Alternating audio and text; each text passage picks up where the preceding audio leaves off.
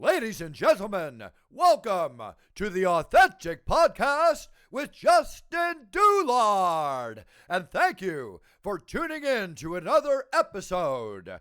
And now, this is the moment you've all been waiting for. Another genuine conversation with a unique individual. It's time!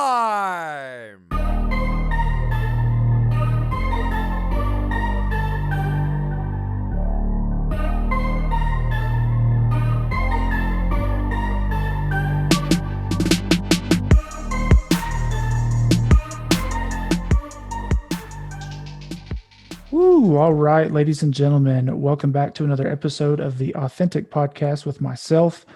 I appreciate you for listening and tuning in. Got a gentleman on tonight. If you were a mixed martial artist fan, this should be a good one for you. Love talking MMA, so it's a pretty easy chat. Hope it goes well, and I'm sure it will. What they say could be the hardest job in sports. We have a referee on our hands, Mr. Bobby Wombacher. And thank you for joining me, sir. Thanks for having me. Yes, sir. So first off, how are you doing? Doing well. This cold weather and the pandemic are wearing on me, but that'll turn around. Yeah, hopefully, like you said earlier before, hopefully it's we're on the back end of it and things are getting a little more up to speed. We got our first fight card this weekend with actual fans, even though it's across the pond. Still pretty cool. So yeah, how could you not have fans for this one? So yeah, exactly. Yeah, my brother. A very, very big fan of Connor, and he said that he doesn't think they would ever have a fight of his without fans, and so far he's right. So, yep. So let's talk a little bit about you and kind of how you got started ref in MMA, and then we'll kind of dive into it. So, okay, how I got into MMA, just like everybody else, I watched, and I put something on my fan page today about the Ultimate Fighter Season 1, kind of. Today was the 16 years ago. I did see that. I remember watching that with my family.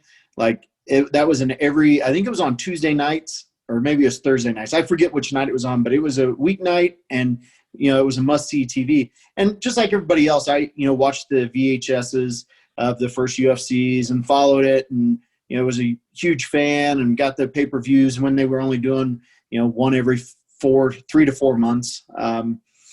And so I thought, hey, I can do that. I can fight. I can, that looks easy. So the company I was working for, they moved me around a lot.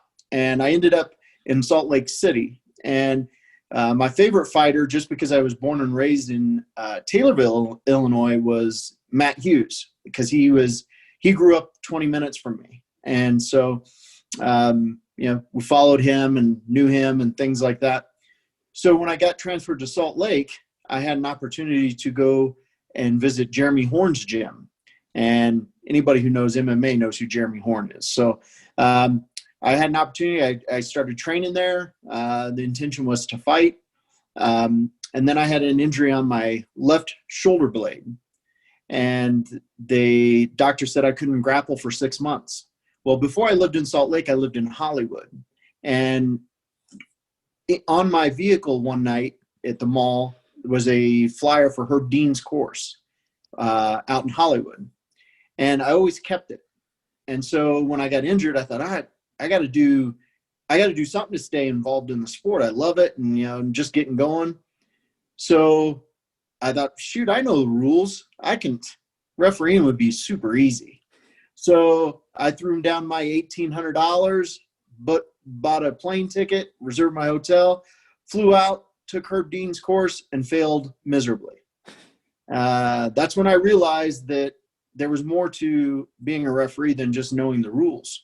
So that's how I got started as a referee. I came back right after I failed. I got with Jeremy and actually did some one-on-one courses with DeMarcus Johnson. He fought in the UFC and he trained with Jeremy. And went back, passed the test, and then passed many others after that over the last I've been doing it for a little over 9 years now. So, yeah, that's how I got in. How does one fail the MMA class? So do you go through weeks of training and then you pass? Is it a written test? Is it a physical test? Is it? It's both. It's you got to take a written test, and obviously the written test is the rules, scenarios. You got to be able to explicitly put, what's happening, why, and all that good stuff. That part I passed. The part that I failed miserably was the physical part, where you had to. They would say, put on a Kimura. You have to explain exactly what you're doing, why you're doing it, where the pressure points are, because as a referee, that's important to know. Because if I go in to stop a fight and he's in a Kimura and I don't break it properly, I could injure him further, or he could get injured just based on the hold being applied longer than it should have. So there's more to it than just knowing the rules. You got to know all the holds. Whenever a submission's applied and the fight ends, it's up to me to record how it ended. So I'm the referee goes and tells the timekeeper, submission, tap out via key lock. Well, if you don't know what in the heck these are, you're going to that would be terrible. You're like, he did something with the arm and cranked it back. So that's what we're going to call him, submission by his arm. So I failed that part. I knew jiu-jitsu, but I didn't know jiu-jitsu. I mean, I knew what the basic ones were, but there's a lot to it that I didn't know. So the physical aspect is where I failed it, and I had to go back, and I just drilled it for days on days as, okay, this is it, and then getting all the holds applied to myself so I could feel where the pain was and how it felt and all that stuff. So anybody who's thinking about being a referee, I would say before you go drop your $1,800, or heck, it may be more than that now, make sure you know the ins and outs of everything. Yeah, when you went to that class, when you passed, when was that? What year? 2011. Okay. Yep, 2011. So you've been right about a decade. Correct. When you failed your class, was that something that was were you pretty embarrassed, or was there quite a bit of failures? Or I'm sure the pass rate is very low. Very low. And okay. they don't tell you that you pass or fail right there. You go and you take it, you do your thing, you go home, and it usually takes about 2 weeks before they get you the results. Okay. And I was really confident on the rules part because I knew the rules. I didn't know them the way I know them now, but I knew what the rules were. Now I can recite every rule front to back, just because you got to know them. I had a referee tell me at one point, in the back when we do rules meetings, referees sometimes will have the rules out and they're reading off of them. And I was told by Big John, actually, said, if you've got to read the rules off a piece of paper, how competent do you think these fighters think that you are? And basically they're putting their lives in your hands. And if you've got to read a piece of paper to tell them. So from that point on, I advised them, I'm like, okay, I got it. What are some mistakes you've made as a ref? Some, I guess, or, you're going to get better as you go on. What are some of the things you did early on that you've kind of changed and gotten better at now that aren't so obvious? Sure. Well, the biggest thing is positioning. So when someone's face down and they're in a submission, you can't, as a referee, one thing that I'm trying to always have is a line of sight to their eyes, because their eyes are going to tell me everything I need to know. Their body language tells you a good amount, but their eyes will tell you. So you're trying to look at their eyes. Obviously, if they're belly down, you can't see their eyes. It's all about positioning, because you got to watch the body. You got to make sure that that old thing where you grab the arm and you raise it, that came from the WWF, Hulk Hogan and all that stuff. That doesn't work. So you got to be in good position. And in the beginning, positioning is something that, again, you think you know everything until you get in there and you screw it up. And unfortunately, if you screw it up and there's a million people watching, that's really bad. So a lot of us, we start out in the amateur ranks doing amateur fights and local fights and things like that. But for me, it was all about positioning. And I would stop fights in the beginning. A couple times I stopped them a little early,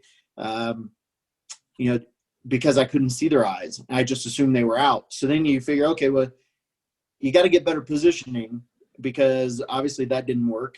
And, I guess the good thing about an amateur fight is if you mess up in an amateur fight, it doesn't cost them money. It doesn't, because the record starts out at 0-0 when they turn pro.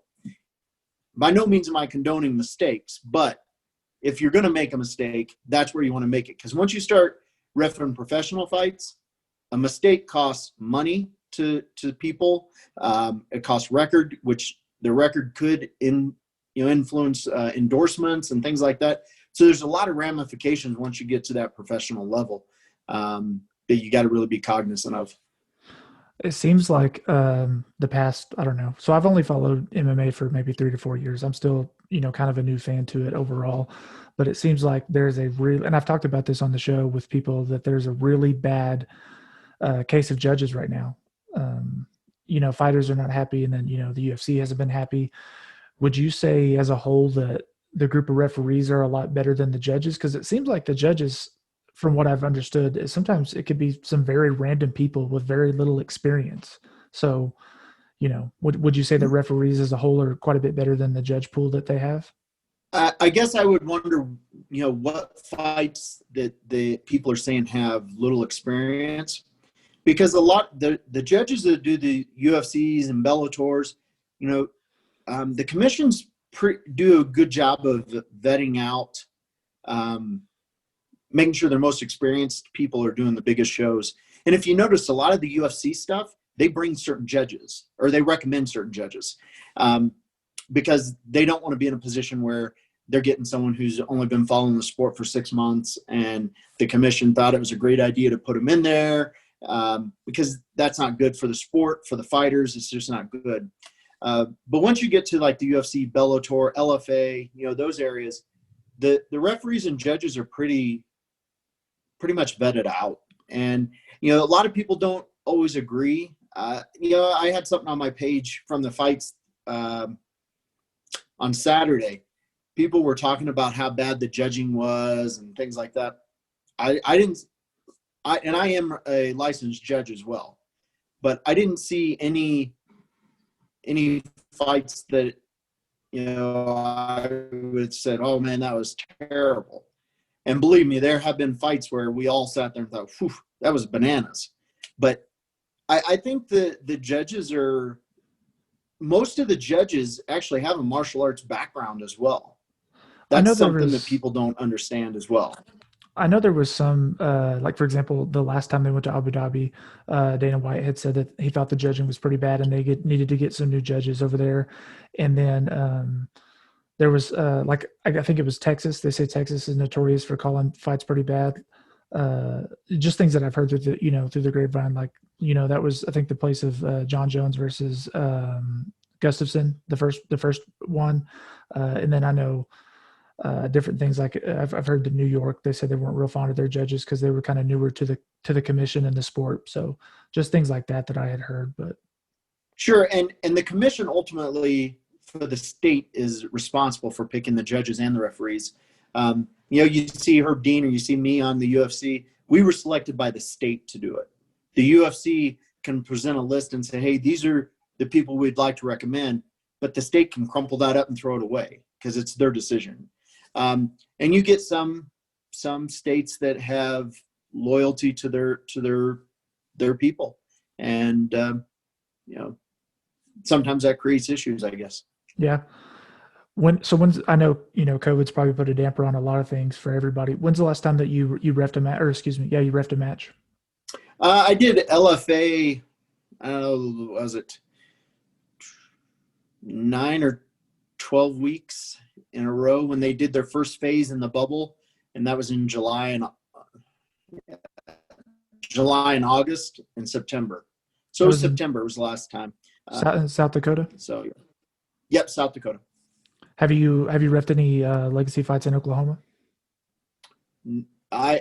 Legacy fights in Oklahoma, I have not. I've reffed in Oklahoma, but not legacy, I don't think. What promotions were those? Do you remember? I don't remember. I'm originally from there, and we used to go watch quite a few fights. Oklahoma City, Tulsa mainly. So, Well, I did it at there's a casino just outside of Oklahoma City. It's pretty big. Sugar something. man, there's in Oklahoma, there's so many casinos, so it's hard to say and I'll remember it here shortly, but they did several, and they've had Jeremy Horn fought out there, Tony Lopez fought out there. They've had some pretty big names that have fought on their cards. Man, that's going to drive me nuts. We can look it up later if you want. I'll look it up while we're talking. But yeah, man, Oklahoma is full of casinos. So I mean, there's ones that are I've been to, some where it looked like there was 100 fans, and then there's some where there's a pretty decent sized group. And I've seen a lot of guys start out in those promotions and then get bigger. A handful of UFC, but a lot of Bellator guys. So yeah. Now, one thing, like for the state of Oklahoma has their athletic commission. But then once you get to your tribal nations, they govern on their own tribal land. So they don't use the state's athletic commission. They have their own at that point. So every tribal nation, they have their own athletic commission inside of the tribe. Yeah, that's kind of how I'm sure you're familiar. Tribes work. They kind of have their own rules and laws for really everything. So sure. To an extent. Looks like Sugar Creek Casino in Hinton, Oklahoma. That's it. Yep. Okay. Yeah. I mean, once again, there's dozens of casinos in Oklahoma. I don't know if I've even driven through in Hinton, and I've been to a lot of places. So, but well, Hinton's right outside Oklahoma City, I believe, if I remember correctly. Okay. I'm from the northeastern area. My wife is from Oklahoma City. So, okay. But, so how does it work with, being a ref? Cause like pretty much every other professional referee, this is something you do on the side, or not on the side, but it's something, you have other jobs as well. So, walk me down the process of getting the call to ref and kind of leading up to that. How does that work? Well, typically for like myself, I typically get a 30 to 45 day notice. The UFC gives you about 90 days to make sure that you can make it. But it's not something they just call you on Thursday and say, hey, you available Saturday? It's when COVID's not going on, I'm typically booked out every weekend for 45 to 90 days in advance, because you'll get some states that know that they want you to come out, they got a fight coming up, and they know that your travel schedule. And for me, a lot of them know that I'm busy, so they'll call me and give me enough notice, and typically my schedule's made, and that's how I do it. I love it. How much film do you watch to study? Do you do that at all? I do. In the beginning, I did a lot more of it. And in the beginning, I've got over 5,000 fights I've done now. So 5,000? 5,000, correct. Wow. A lot of fights. So, but in the beginning days, 9-10 years ago, I would go do a card in these states. There'd be 16 to 18 fights on the card, and I'd be the only ref. So now it's kind of evolved to the point where you've got two refs on almost every single card, even the small local ones. But in the beginning, it would be nothing to do 16 to 18 fights in a night. Just that's the way it went. And that'd be on Friday, and then Saturday you would go somewhere else and you do 14, 15 more. So getting to the number of fights was super easy in the beginning, just because there was just so many. And the number of refs weren't as high. Now a lot of people come in and they try to be a referee, and you try to work with them and talk to them, and some people don't realize the pressure and the stress involved until they get in there, and then after one show they're like, I can't do this. And I told you it's a lot different than what you see on TV, but yeah.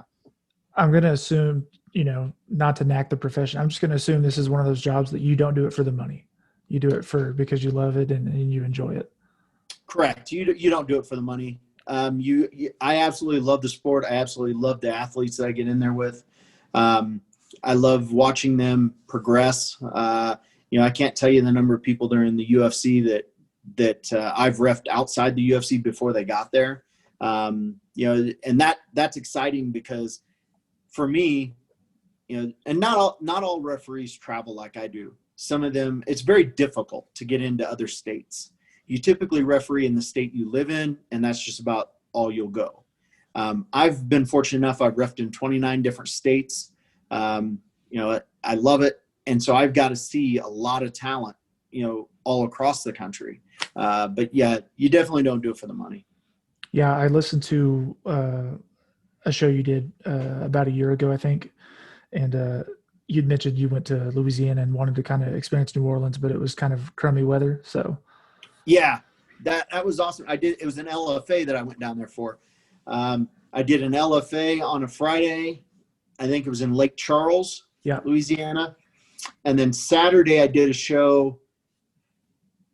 I can't think of the name. It was about an hour north of New Orleans. So after the show on Friday, I drove down to where the show was on Saturday. I got up early, went down to New Orleans because I'd never been, and kind of went around down there. It wasn't real busy because it was morning. It was raining, bad weather. But, man, those people down there are awesome. I would go back to Louisiana any day of the week at any time. They treat you – and I say this all the time. Louisiana, Mississippi, and Alabama. Ref down there, and I've been lost. And every single person I've ever interacted with, very helpful, very respectful. It's awesome. Where some of these other places you go, you're like, I'm not getting out of the car and asking for help. I'll just struggle through it.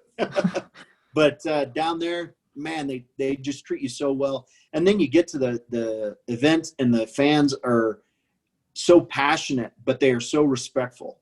And it's just a different vibe, and I love it. Yeah, man, it's Southern hospitality is what they call it. So, absolutely, I agree. Yeah, I know you. It's a real thing for sure. I know you said that you intended on getting out there on one of those swamp tours. So I would say when you go back, you have to do it. It's a blast. It's so cool. So I've been. See, I did. Oh, you did? I did. No. When I was down there, I did a Titan FC in Alabama, and then the next night I did Mississippi in Biloxi. And so I stopped in between my drive, and I did a gator thing on the swamp boats, the airboats. The fan boat, yeah. Yeah, and that was awesome. But I didn't get to do it in Louisiana. The commissioner down there actually has said if I come back down, I guess he knows some people. And so, I'm super excited for that. Yeah, I love New Orleans. I've been, I think, 4 or 5 times, and I did go to Mardi Gras one year. So, great times. I love the food and the culture as well. So, nice. I got some Q&As for you. I was going to kind of dive into those. Sure. What is your opinion on standing fighters up from a grounded position? A good example recently would be Usman Maia.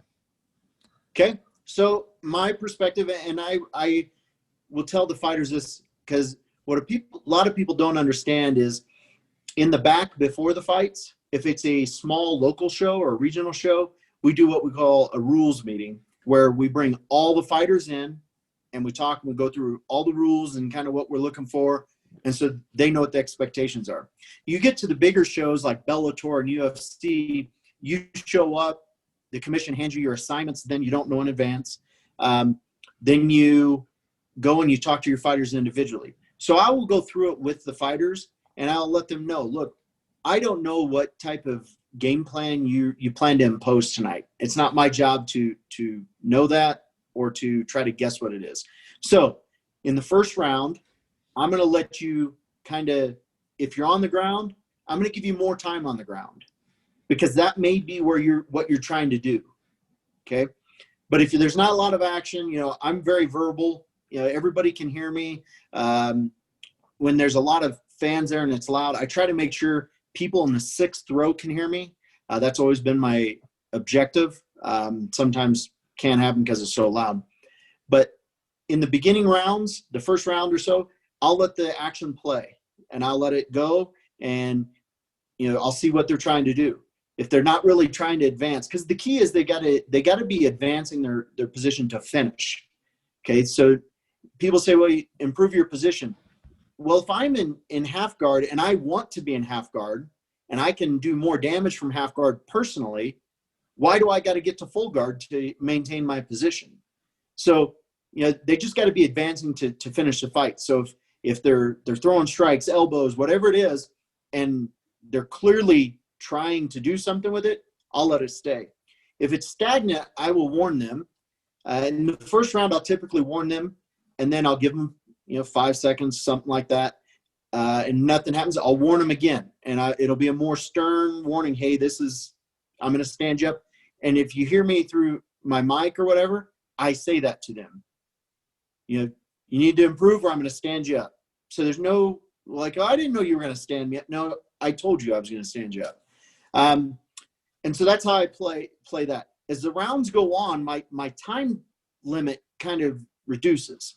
So if they get first round, they do that. And then the second round, they come back out in a 3-round fight and they do the same thing and they're not advancing. The time that I'm going to allow them to be there is less. My warnings are going to be quicker. We get to the third round, it's going to be a much shorter leash because if they're not trying to advance to end the fight, then I want it to be back up to a neutral position. Good stuff. Let's talk early stoppages and late stoppages. First question, I'm sure this is a yes to some extent, but do you have any major regrets with any stoppages you made? Maybe too late, too soon? The only major regret I have is when I first started, I stopped an amateur fight and I shouldn't have. And soon as the rule that you have in, as a referee is once you stop the fight, you never restart the fight. Like it's over. If you've messed up, you just eat it. Like you own it and it is what it is. So in that case, I stopped the fight and I knew that it was a bad stoppage. I went back in the locker room afterwards and just like, look, you need to appeal it to the commission. This is how you do it. I'll go to the commission. I will say that, and I'll admit my fault. And that's what I did. And it actually got overturned from a loss to a no contest, which was the right decision. But typically I don't have any regrets as far as stoppages go. I was going to talk to you about some of the more recent ones in the UFC that I've seen. So, and a lot of these could be just fan perspective, everyone's an armchair quarterback, but sure. So you got early stoppage, Cejudo versus, two people. Henry Cejudo when he fought TJ Dillashaw was arguably an early stoppage to some people. And then you got him versus Cruz, which mainly Cruz being the advocate that it was an early stoppage. So any thoughts on both of those? What I will say, and what I will say is everybody can say that it's an early stoppage and they can say whatever they want to say, but the referee is within 6 inches of their body language, their eyes, things like that. So we see more than what the fans want to see, I guess. So whenever no fighter will ever say, yeah, that was a good stoppage. Typically, the referee's always the fall guy. Oh, it was way too early. Except for your eyes roll behind your eye, your back in your head. Your eyes are like, I can't let you stand out there and get killed. And so as far as those two go, I don't remember the Cejudo Dillashaw one real well, but the Cejudo Cruz one I do remember very well. And I believe Keith Peterson was a referee. And I think that was I stand behind his stoppage. I thought it was a good stoppage. What I didn't care for was the mud that was slung afterwards, personally attacking Keith by Dominic. I like that wasn't needed. And I've refed a pay-per-view with Keith, and Keith is a very straightforward guy, and the things that were said about him couldn't be more false about a person's character. Well, I was going to ask that, but I think we answered it. That was my next note on that. Keith, no nonsense Peterson, as you said, straightforward. I was going to ask you what you thought about Cruz saying he reeked of alcohol and cigarettes, which is the first time that's ever been said, I think, to a ref, and specifically to him. I also thought that was kind of shitty on his part. my thought on that was, I don't know if this is possible. I'm like, hey, maybe that guy wouldn't smoke a cigarette between fights. I don't know if you guys can do that or not, but I doubt he smelled like alcohol. So, yeah, and as a referee, we come in look. Whenever we show up at an event, we are very close to the other referees that are on the card. Like we're very close quarters with them. We help each other.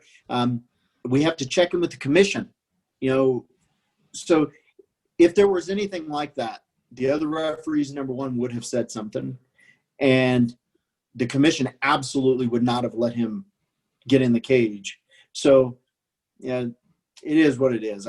You think I that was wasn't just there, but I do know Keith. So you think that was just a cry for help, just kind of a plea deal? Because, to say that was a pretty big stretch. I mean, right. I think something like that should have been said behind. If he truly felt that, then he should have went to the commission or Dana or whoever behind the scenes and let it play out there. I just know that would not have been Keith. So yeah, I mean, my thought process is if you walked into the cage and you would have smelled it first on him, and then maybe been a little concerned, like, hey, this guy smells kind of funny. Not after you lost the fight. So when you're all amped up and juiced up. Well, on top of that, Keith would have had to meet with him before the fight to cover the rules.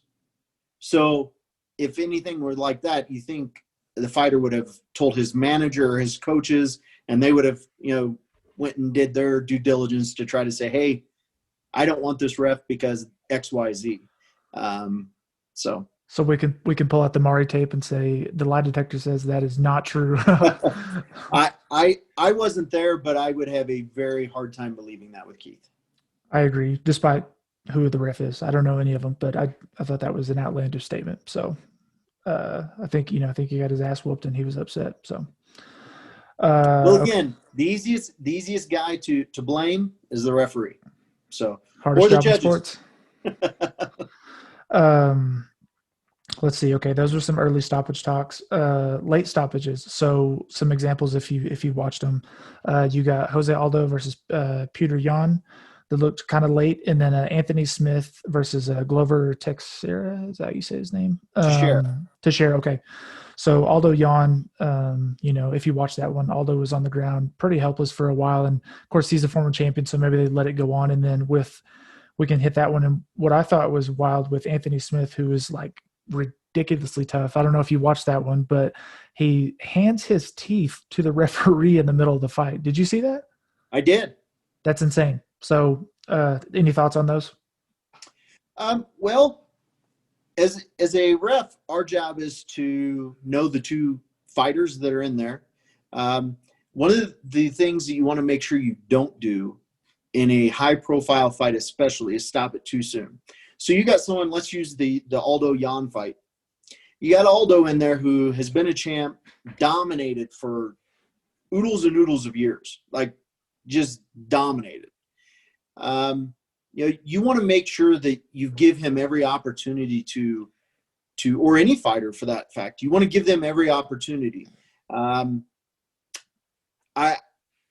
far as I'll switch gears to the Smith Teixeira. I would not have stopped that fight. I would. So you let it play out like it did? I would have played it out exactly the way it went. I thought that was good. Smith is very durable and he's very tough. And even Smith came out and said, "Look, I didn't want the fight stopped." He did, yeah. Like, yeah, I would still be fighting if they didn't stop it. Still, I mean, I guess it goes to where the position was and how bad the shots were and how much damage was actually inflicted. Because sometimes from the TV perspective, it looks like they're just getting the tar kicked out of them. But when you're up close to them and you're looking at it, 50% of the shots not even hitting them. It's going off a shoulder, off a glove. But from the camera angle, it looks like it's just his head's moving. And, so as far as those, I think the Smith fight, I would not have stopped the Smith fight. The Aldo one, maybe. That was a rough one. But again, Aldo has dominated for so long. You give him every opportunity until he can't fight back. And either they're knocked out cold or they're unable to defend themselves intelligently. You know, and some people can take more shots, as bad as that sounds. So you can't stop them all at the same time, because what one fighter can take and what another fighter can take is completely different. True. Good point. Good point. Let's talk about craziest things you've seen in the cage or heard in the cage. Whew. We don't have time for that. I know we don't, but just give me a couple. Just give me one or two. Man, I've had fighters. It was a local show, and they were talking about what they were going to do for dinner that night in between punches, like getting punched in the face, elbowed in the face, and like they were talking about the steak place. Like, it was crazy, and I'm like, what's going on here? And then I was like, okay, well, it's not really bad. It's not unsportsmanlike conduct, so I can't. They're not cussing. They're not. So I can't really say anything. And afterwards, it went to a decision, and they both were a bloody mess. And before we read the decision, I just pulled them in. I'm like, were you guys really talking about dinner, or like, am I missing something that happened before the fight that you guys were referencing? Like, no, we're going to dinner tonight. I'm like, okay. Together? The one that probably I would say has the most coverage, it was kind of bad for me, was the Felice Herrig and Courtney Casey fight. It was in Detroit.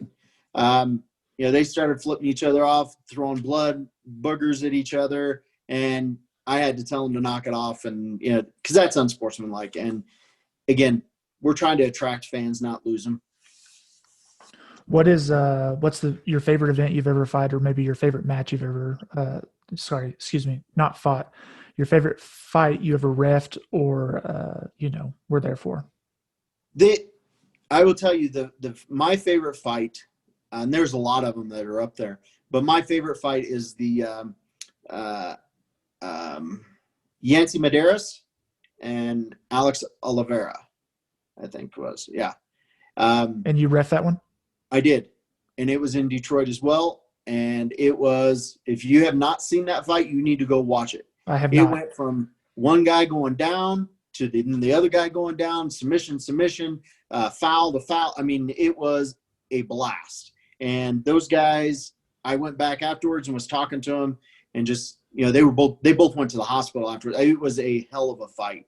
And, people ask me all the time, and that by far had me going. Like, you're in this huge arena, there's tons of people watching on TV, and I mean, one guy goes down, then another guy, and it was crazy, and it was a fun fight.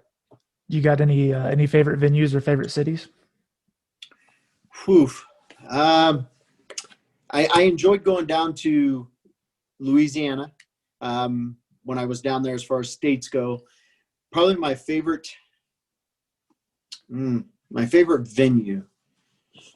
I did one outside in Vegas, and it was on the I think it was the G Hotel or something, but it was outdoors on the street, and that was awesome. That was awesome.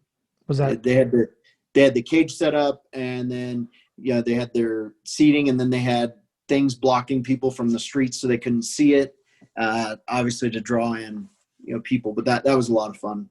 That's got to be a hot one, I assume, if it was anytime near the summer. So it was in October, I believe. Oh, that's not bad. Yeah, it was in October, and it was at night. It was awesome though.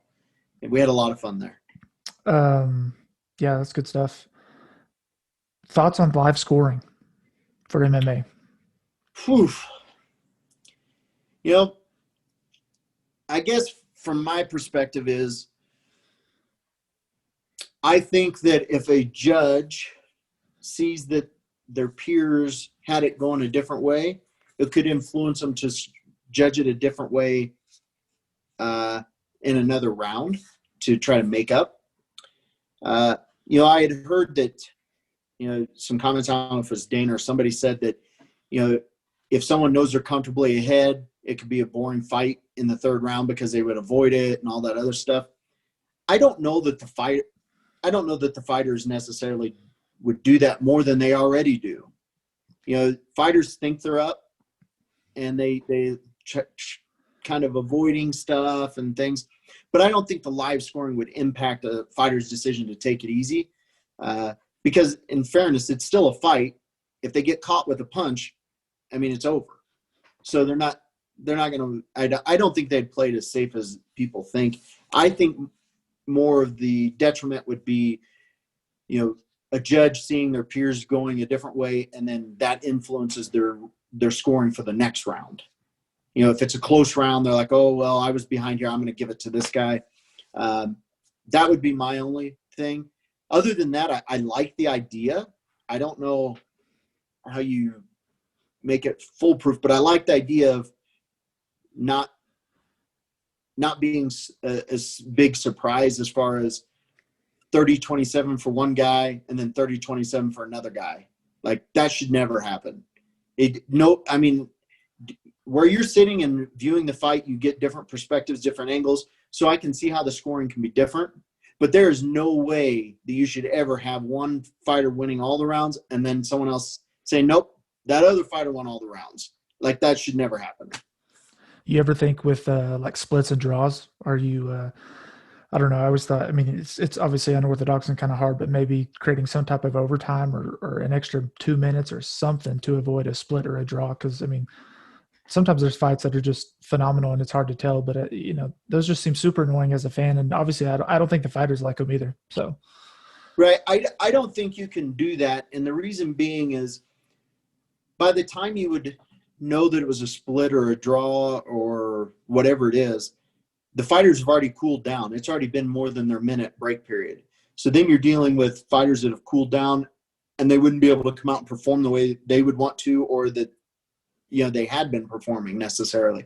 That's another reason why you don't ever restart a fight after you've stopped it and said it's over. And then you realize you're wrong and you're like, oh, we can restart. You can't, because you got fighters that have cooled down. There's so many variables and elements involved that kind of take away from the fight itself, if that makes sense. Yeah. So obviously Dana White is a polarizing figure, always entertaining and sometimes controversial. What do you think about sometimes after the fights, whether he may be right or wrong, sometimes he will roast these guys, these referees. He's been known to, basically just bash them in the post fight conference about, hey, that was the ref did a terrible job. He called it too soon, or he let it go on too long. I talk about it with my friends and stuff, or my buddies, and it just seems like sometimes he's never satisfied. Sometimes he wants him to protect the fighter. Then sometimes he's like, why didn't you let him fight? It seems like he can't make his mind up. And I in my opinion, he's said worse things, but I think it's just kind of disrespectful to the referees to be so nitpicky. That's his job. That's his investment, I guess. Again, he doesn't hire the referees or the judges. He doesn't. So it's always the commission. It's the commission. Yeah. Okay. So he has every right to criticize and do whatever. Getting into this job, you got to have very thick skin, because, and I tell the fighters this in the back, at the end of the night, 50% of you are going to think I'm the greatest referee that's ever walked on this earth, and 50% are going to think I'm the worst. The 50% think that I'm the worst are the ones that lost, typically. And that's the same way with promoter. Look, his job is to build interest for people to come see more fights or purchase more pay-per-views. So if there's a fight that was close or whatever, and he can throw it onto the ref and bash the ref, people get their ears pinned up and they're like, oh yeah, that was a ref and he sucks and blah, blah, and they jump on. And then they're watching the rematch. I know me personally, and I can't speak for all the refs. I've spoken to many of them, but we don't. What he says doesn't matter to us as far as criticism, because I get a lot worse things said about me on the internet than he could ever say. What's the worst thing a fan has said to you, either in person or online? Obviously, online people are a little more ballsy, but I'd be interested to hear both. Online, they're real tough, and they got black belts in jiu-jitsu, and their striking is perfect. Where you have your problem is in the live events, especially smaller or local shows. You'll have a fighter come out, and they're up and coming. They're not, obviously nobody knows them, and they bring 30 people, friends, family, and everything else. The last thing they want to do is lose. And so I've had a dad of one of the guys. It was a heavyweight fight, and I stopped the fight. I mean, he got clocked. He went down. And as a referee, you're watching the way they fall. You know, if I hit you in the face and you go to fall down, you're going to use your hands to kind of brace so you don't hit face first on the concrete, right? If you don't stick your arms out to brace yourself and you just go voluntarily face first into the ground, you're probably knocked out on the way down. So this kid, and it was in Colorado Springs. Oh, nice. Yeah. So this kid goes down and does heavyweight. I mean, he got clocked and he didn't brace himself. He just went like an oak tree, face first down. And the first thing that happens, as soon as you make contact with the mat or anything, you wake right back up. So, you know, fans see the guy hit and he bounces right back up. And they're like, oh, yeah, he wasn't out. Well, yeah, he was. You know, he just got woke up type of thing. But this guy's dad had a lot of alcohol. He came over the barrier, and, I mean, he was in my face. And, you know, I'm trying to back away. I'm not wanting to get into a physical confrontation. And, you know, every word under the sun was said. And finally, the commission came in, and, you know, everybody separated it. And he got escorted out of the building, of course. Yeah. But, you know, that was probably my worst in-fan. You know, typically they'll say things, but they don't try to get physical with you. Online. Different ball game, huh? Yes, man. Yeah, you'll be reading, oh, that ref sucks.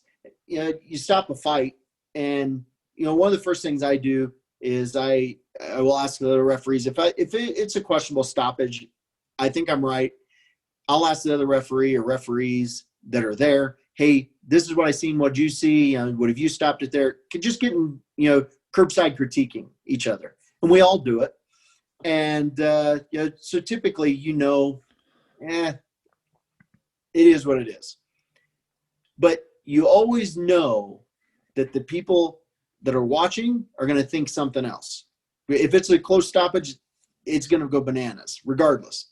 And man, you can, like, they've said this ref sucks. He doesn't deserve to fight, or he doesn't, you know, need to be in there. And I can tell you, I'm not going to say the name, but there is a referee who had a very questionable stop and in the UFC, and he received numerous death threats. Yeah, man.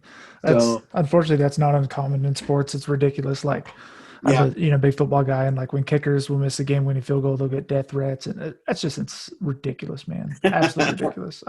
Right. Yeah, but so, you know, you got a lot of mentors and a lot of ref friends. Who's your ref? Who's your guy? Like, who's your number one ref to you? Like your mentor? You're like, hey, this guy, he's the best of them all. I think it's Kevin McDonald. He's always willing to help. When I first got started out, you know, he was there. I've taken his class. If I needed something today and I was at a show and I needed some help or whatever, I could call him, and unless he was reffing somewhere, you know, he picks up, or I shoot him a text message.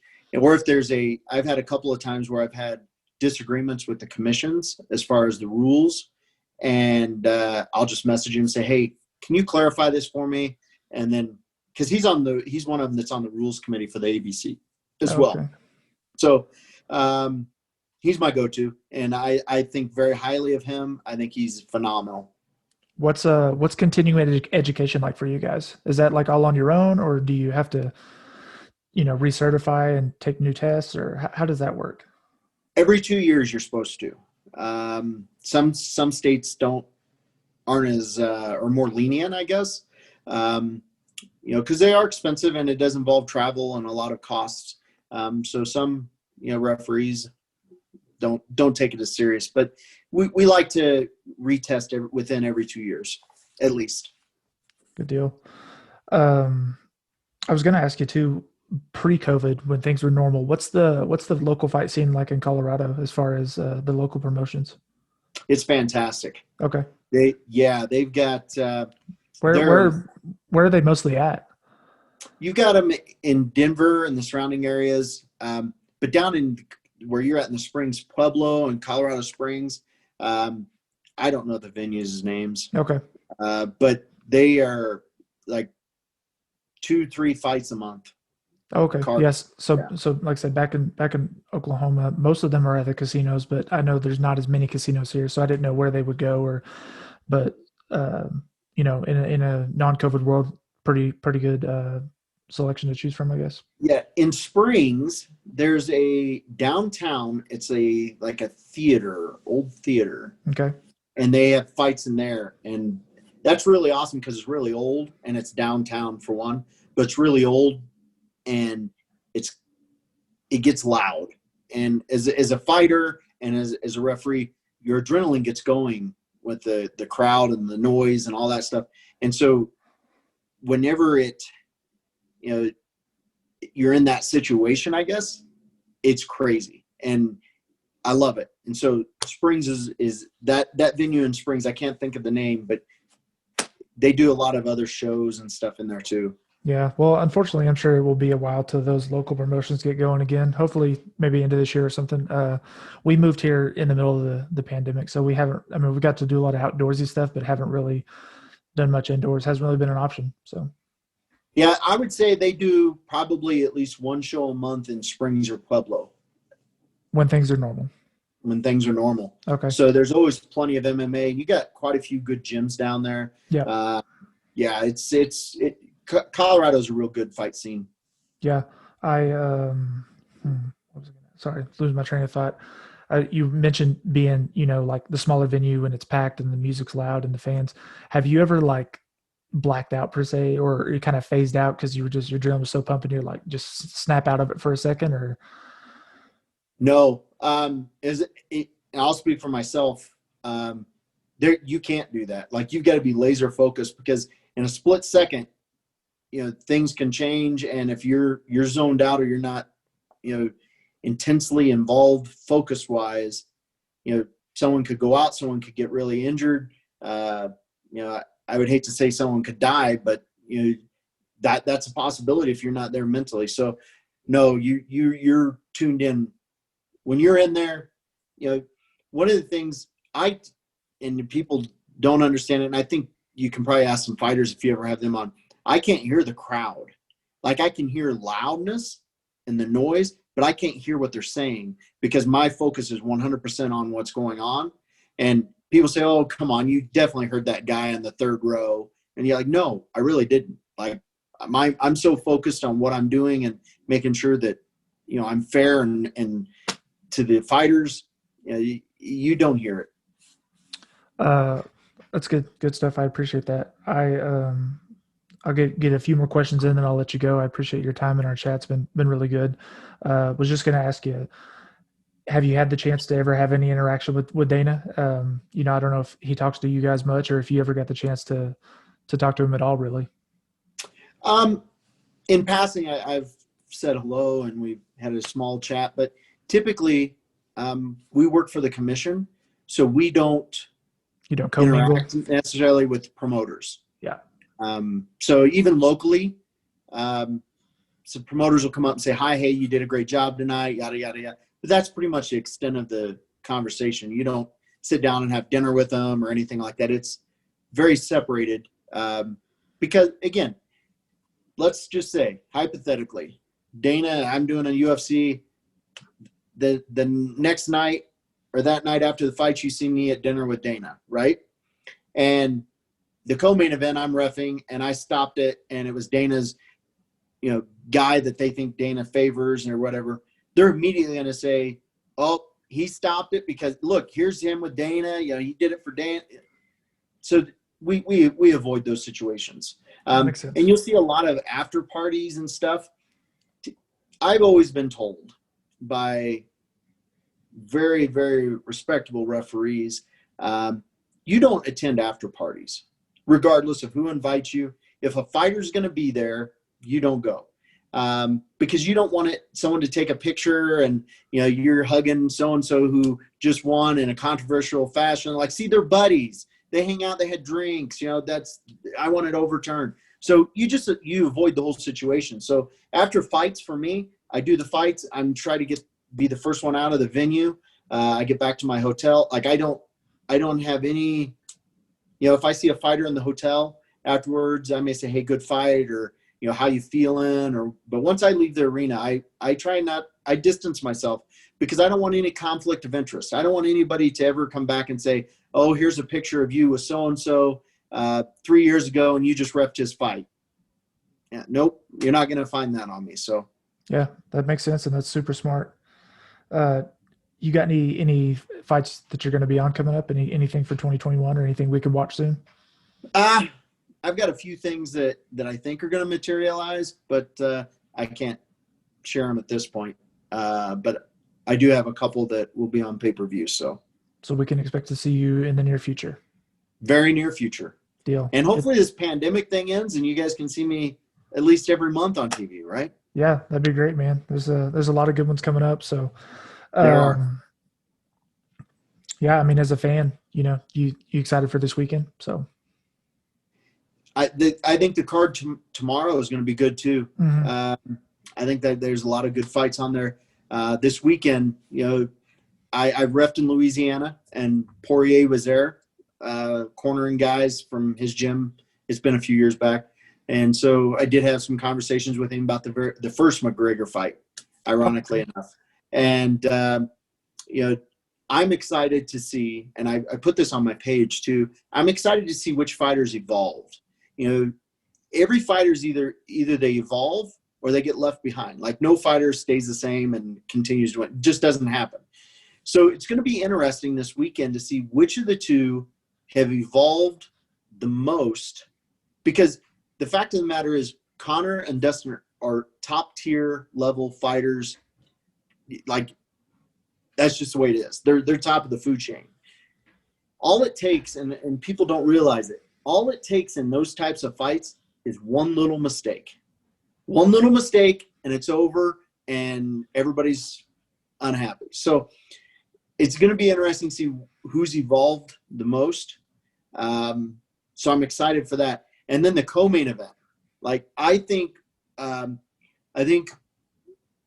Dan doesn't get the credit he deserves as a fighter. I think he's a phenomenal fighter. I think he's up there on the top of the food chain. And I got to say, they did not give Chandler any gimme fights. No, like not he's at all. coming in, he's going to the deepest part of the ocean right off the bat. Yeah. Like when they announced the fight, typically you bring in somebody like that, you give them a fight to build them up. Like they're not doing that. And people said, well, do you think Hooker can win this? I think Hooker can win this fight. Absolutely. Just like I think Chandler can. I think the main and the co-main are going to be worth the price of all the other fights are going to be good. And usually the best fights are the ones that nobody's, hyped up and they turn out to be just the best fights. Yeah. Those top two fights, I think they'll both be phenomenal fights and could both win fight of the night. Like I think they're that strong of fights. So I'm super excited for this weekend. Yeah, same here. With Chandler, like you said, they just threw him right in the mix because he's got this one, and then he was an alternate, with Gaethje and Habib, which is crazy. Hadn't even had a fight in the UFC, and he was an alternate, and flown out there, made weight, something I don't think we've seen in a while. But like a lot of those guys, he says, he's one of the top ones in the world, and so he's like, I want to get right in the mix, So then they gave it to him. Well, you're new to Colorado. Do you know how many of the UFC fighters actually train here? I know a few. So I go to a gym here. I'm like obviously a beginner here. I go to Warrior MMA, and she doesn't train there, but she comes by there often to spar and grapple. Tisha Torres. Yep. I've seen her. Like I said, she's not there full time, but she comes and trains with one of our girl fighters. And then of course her partner, Raquel Pennington. Yep. I know those two, and I know there's a handful more, but I'd love to hear. Yeah, you got Magny who's down there. Mm-hmm. You got Gaethje who's Gaethje's in Denver area. Yep, Overeem's up there. Curtis Blades. It's just crazy. Colorado has a lot of high level fighters. And if you go to these local fights, they'll be there cornering the fighters and stuff, which is phenomenal for the fans. Like Mm-hmm. it's really good. So I'm hyping the Colorado scene so you can get out and see it. Yeah, hopefully we can, man. Like I said, I know those two just because I have seen teach at our gym. And then I totally forgot about Gaethje being up in the Denver area, but then Rose Namajunas is there as well. So Yeah, and so's Anthony Smith. He comes over here now from Nebraska. oh, okay, nice. Yeah, Yep. I knew some of them, and then I know Cerrone is from here. Went to high school here. A guy that I had on my podcast is kind of connected with him and stuff. So that's cool. Hopefully we get to see that stuff sooner rather than later. So Yeah, agreed. one or two more questions, and we'll let you go, man. I do appreciate it. I want to be a referee. Give me some advice. Give me some sound advice. I want to jump in this thing and go do it. What do you got for me? First thing you need to do is you need to check with your state. Every state's different on what the requirements are, because what's required here, you couldn't, like you go to Nevada or California, no dice. So you check with the state that you're in. Figure out what the requirements are. Make sure you meet them first off. And if you don't, then you need to work towards it. Then the next thing I would say is make sure you get into a gym. It's one thing to know the rules, but you've got to be able to apply everything, and you've got to know everything as far as the fight game goes. If you don't know one thing, then you potentially could cheat one fighter out, and you don't ever want to do that. I have a lot of fighters that request me and say, hey, we're glad you got my fight, things like that. You never want a fighter to say, hey, I don't want that guy because he blew it. He doesn't know what he's doing in there. He's not competent. So as what I tell people, and I get a lot of messages on my Facebook page asking me that very question. And I say, first thing, check with the state, see what the requirements are, get into a gym, figure out what everything is. Just because you've seen it on TV does not mean you know how it feels or where the pain is or, how to get out of it. Like, because if someone's in a Kimura and they're starting to get out of it and you stop the fight and you're like, well, I was getting out of it. And you're like, well, I didn't know that. Okay, well, that's a problem. So find out what your state requires, get into a gym, then take a class and make sure you pass the tests. Great advice. And I do want to clarify that question was not for me. I do not want to be a referee. So for anybody who may want to do that, it's pretty cool. And also, I get a lot of people that I mentor, that ask me questions. I stay in contact with them. And then if I do a fight in their state, I bring them out, let them shadow me and, see firsthand. Obviously, they don't get into the cage, but they get to see what happens before the fights that nobody else gets. The fans don't necessarily know what goes on. So you get to show them there's a lot more to it than just showing up and getting in the cage. Sure. Are you still training actively or no? You got to be real careful at this level now because conflict of interest again. If I'm training at one gym and there's a fighter in there and all of a sudden he's on the card, now everybody's going to say, well, he trained with him. Well, no, I didn't, but we were in the same gym. Yeah. So you got to be real careful and you got to really spread it out. You can't really be a regular at any one gym type of thing because you'll get that conflict of interest. Yeah. Well, you sound like you've got all your dots crossed and your P's and Q's, making sure that, no conflicts of interest and, nobody can accuse you of cheating per se. So. Correct. And it's unfortunate because there are a lot of people and not necessarily the fighters. It's more of the fans and they pull everything up and then they stir stuff up. And, most of the fighters, the MMA community is a very small knit community. Even, UFC fighters and Bellator fighters and then your local fighter, like everything is pretty tight knit. And, there's a level of respect amongst all of us. So typically a fighter doesn't complain about that stuff. It gets started somewhere else. So, yeah, but I just want to make sure that I'm fair to everybody.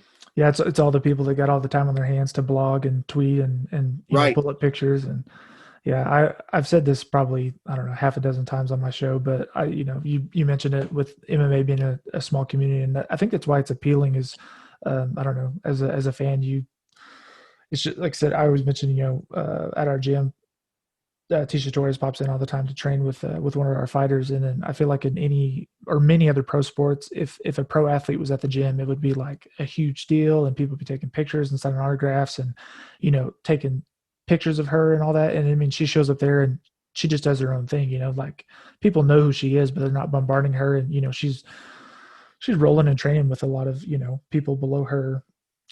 Just business as usual. Yeah. Yeah, it's pretty cool. So, like, compared to the NBA, the NFL, like that just doesn't happen. You don't see those guys training in public. So, Right. um, I always like to ask all of my guests, give me 1 to 2 songs that are pumping you up currently when you're working out or getting ready to work or something that you're on right now. I'm a country guy. Okay. So, anything Brantley Gilbert, Okay. anything Brantley Gilbert or Jason Aldean is on I guarantee you it's on my playlist. My wife's a big Jason Aldean fan. I'm been on a huge Luke Combs kick, so went and saw him in Luke concert. Combs is really good. I love Luke Combs. He's good. Yeah, his story is awesome too. Just such a humble guy, and yeah. But I could talk about that forever. But okay, Jason Aldean and Brantley Gilbert. So, well, good stuff, man. Let's tell people where they can find you to follow you and kind of become one of your fans, and then we'll hop off here. So, yeah, Facebook, you can find me. It's an MMA referee, Bobby Wombacher. If you go on there, send me a message. I respond to everybody. It may take me a little bit, but I do respond. That's true.